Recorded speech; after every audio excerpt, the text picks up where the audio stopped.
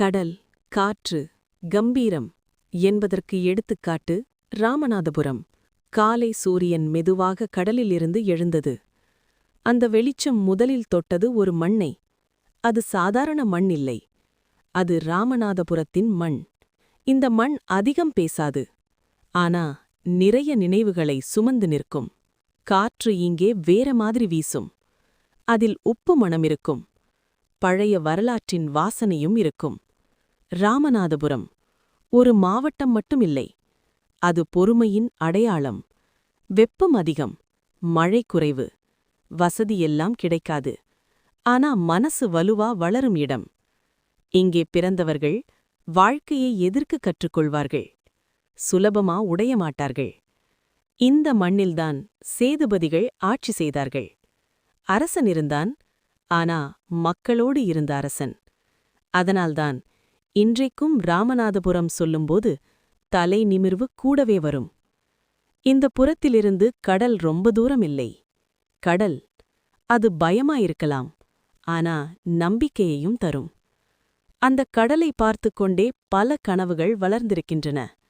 சில கனவுகள் மீனவ படகோட போனது. சில கனவுகள் கரையிலேயே நின்றது.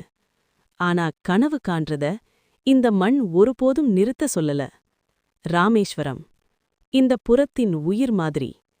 ஆன்மீகம், வரலாறு, நம்பிக்கை மூன்றும் சேர்ந்து நடக்கும் இடம். யாத்திரை வர்றவர்கள் சிவனை தேடி வருவாங்க. ஆனா திரும்பும்போது தன்னம்பிக்கையையும் சேர்த்து எடுத்துக்கிட்டு போவாங்க.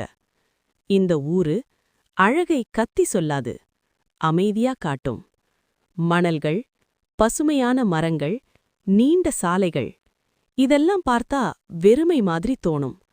ஆனா அந்த வெறுமைக்குள்ளதான் திடமான மனிதர்கள் உருவாகிறாங்க. இங்கே வளர்ந்தவர்களுக்கு வெற்றி சத்தமா வராது, மெதுவா வரும். ஆனா நிலைநிறுத்தமா இருக்கும்.